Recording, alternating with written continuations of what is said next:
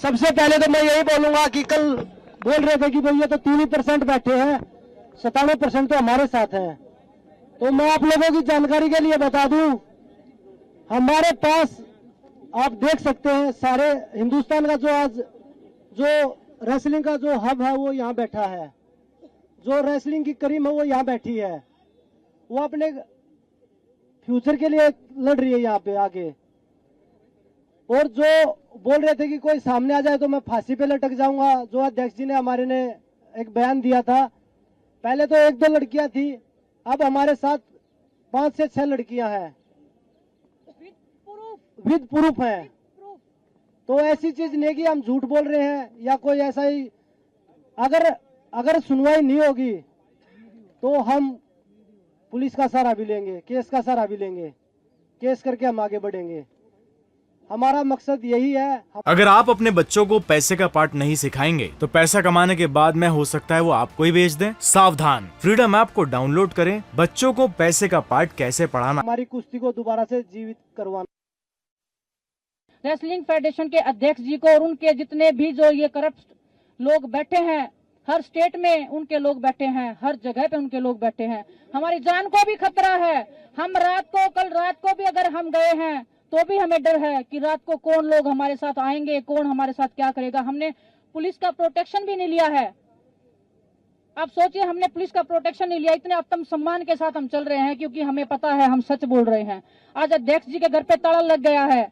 इससे सरकार को समझ जाना चाहिए कि कौन गलत है और कौन सही है। उसके बाद भी अगर हम महिलाओं से, एक सेकंड अफसर प्लीज मेरा सुन लीजिए, जब शोषण होता है तो एक कमरे के अंदर होता है, वहां पे कैमरे नहीं लगाए जाते।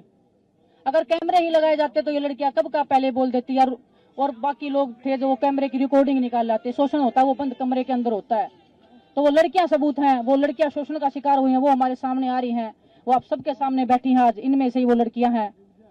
मैं नहीं चाहती कि हम उनका खुलासा करें, लेकिन हमें मजबूर किया गया। तो ये एक्सक्लूसिव तस्वीरें आपको दिखा रहे हैं। देखिए, मुख्यमंत्री योगी आदित्यनाथ और बीजेपी के राष्ट्रीय अध्यक्ष जेपी नड्डा मुलाकात करते हुए, और ये हवाई अड्डे की तस्वीरें आपको दिखा रहे हैं। अभी हाल ही में पहुंचे हैं। तो बीजेपी के जो तमाम बड़े नेता हैं, डिप्टी सीएम और साथ ही तमाम मंत्री पहुंचे हुए हैं। उनका स्वागत करते हुए ये तस्वीरें आप देखिए, बुके देकर तो तमाम बीजेपी के बड़े नेता यूपी के जेपी नड्डा का स्वागत कर रहे हैं। और तस्वीरों में आप देखिए मुख्यमंत्री योगी आदित्यनाथ भी आपको नजर आ रहे हैं। तो जेपी नड्डा का ये दौरा बेहद खास माना जा रहा है। तो एक तरह से लोकसभा की तैयारियां शुरू हो चुकी हैं और वाराणसी से ये सीधी तस्वीरें आपको दिखा रहे हैं, जहां जेपी नड्डा पहुंच चुके हैं। तो मुख्यमंत्री, डिप्टी सीएम और जो तमाम यूपी के मंत्री हैं वो भी पहुंचे हुए हैं जेपी नड्डा को रिसीव करने के लिए, उनका स्वागत करने के लिए। और वाराणसी का ये दौरा बेहद खास माना जा रहा है। और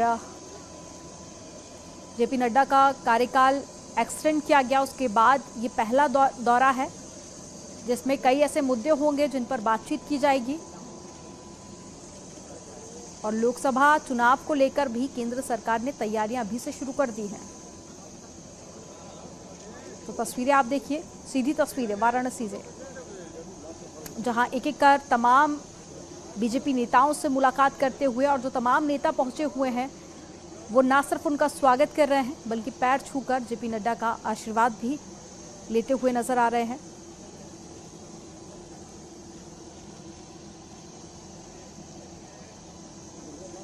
और साथ में मुख्यमंत्री योगी आदित्यनाथ भी मौजूद हैं।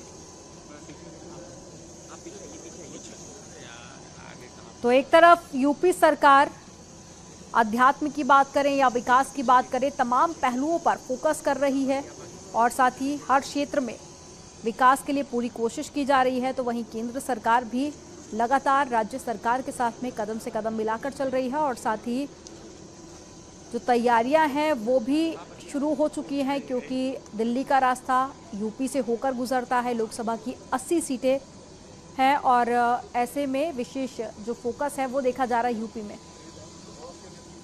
और ज्यादा जानकारी के साथ में रवि पांडे फोन लाइन पर जुड़ गए हैं। रवि, वाराणसी पहुंच चुके हैं जेपी नड्डा, क्या कुछ कार्यक्रम रहेंगे, क्या रहेगा उनका स्केड्यूल? ये देखिए, उनकी अगवानी में मुख्यमंत्री समेत तमाम जो डिप्टी सीएम और तमाम जो कैबिनेट मंत्री यूपी के वो भी उनकी अगवानी में है।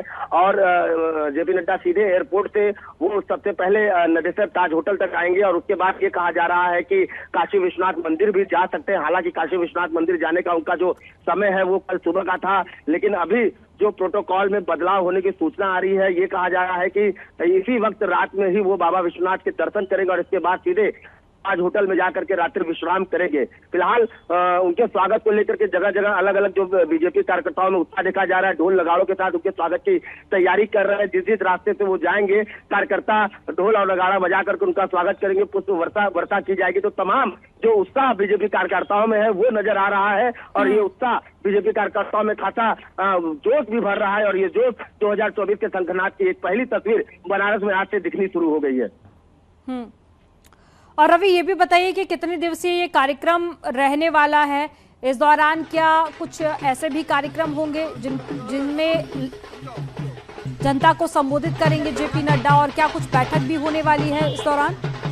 बनारस का जो कार्यक्रम था वो बाबा विश्वनाथ का दर्शन करना था। बाबा विश्वनाथ के दर्शन करने से साथ ही एक शंखनाद का 2024 के जब शंखनाद का वो संदेश देते हुए सीधे गाजीपुर के लिए रवाना होंगे। और गाजीपुर में वो 1-to-1 करके कई सारे बैठक, सैनिकों से संवाद और एक जनसभा को भी संबोधित करेंगे। तो जो पूरा संवाद का और जो पूरा संबोधन का जो कार्यक्रम है वो पूरे गाजीपुर में है, क्योंकि गाजीपुर को खासा इस बार बीजेपी जो है वो वहां पर ध्यान देना चाह रही, क्योंकि 2022 का जो रिजल्ट था वो काफी उत्साहवर्धक नहीं था। यही कारण है कि इस बार जो 2024 का जो शंखनाद हो रहा है वो गाजीपुर की धरती से किया जा रहा है। अपने दूसरे कार्यकाल में जेपी नड्डा सीधे वहां से जनता से मुखातिब होंगे। और लेकिन उसके पहले जो एक संदेश, एक बड़ा संदेश दिया जाता है बनारस की धरती से कोई भी सियासी देती है, वो बाबा विश्वनाथ के मंदिर से देती है और बाबा विश्वनाथ में ही यहाँ से शुरुआती होती है।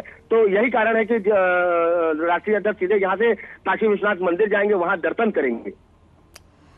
तो एक तरफ लोकसभा इलेक्शन की तैयारियां, दूसरी तरफ यूपी के विकास पर जोर, दोनों का तालमेल जो है बेहद खास देखा जा रहा है और ये दौरा बेहद महत्वपूर्ण रहने वाला है। आप नजर बनाए रखिएगा। तमाम जानकारी साझा करने के लिए बहुत शुक्रिया आपका।